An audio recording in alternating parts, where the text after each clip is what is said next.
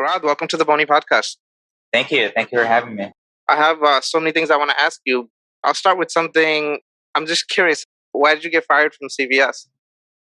Yeah, I think there was one night where someone asked me to vacuum the aisle or whatever. And I think I was like the youngest worker there. And I just didn't want to vacuum it because like they were supposed to be an every other day sort of thing. And they were just kind of like, no, you got to vacuum it.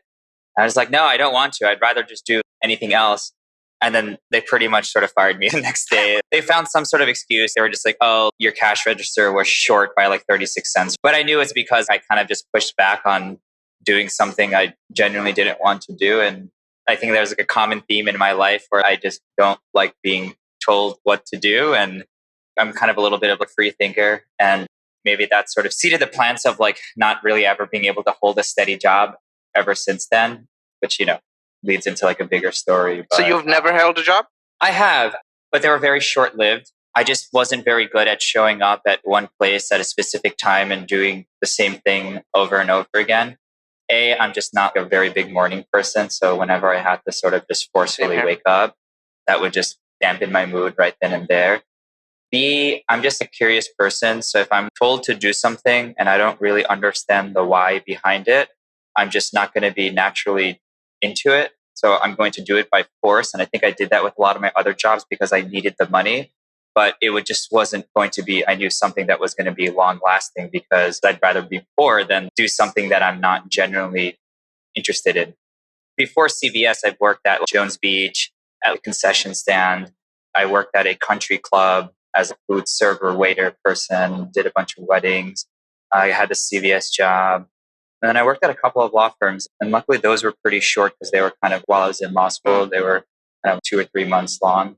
It was just enough to feel like, okay, this has to end at some point because I need to look at the writing on the wall. And, I just got into making stuff on the internet instead. And I'd love to talk about your company, but so I'm curious. Now you have this company and you manage people. How would you deal with someone like you, like your old self, someone that's a free thinker and maybe doesn't take or takes direction, but doesn't want to do exactly what they're told and things like that?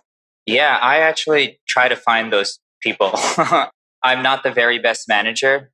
So I think like the people that we hire, the people that we bring on really have to be sort of like self-starters and self-managers and just be genuinely curious. Like I'm good with sort of setting the stage and setting the vision and letting them know why this work is important and the impact it could have on the greater society if we succeed.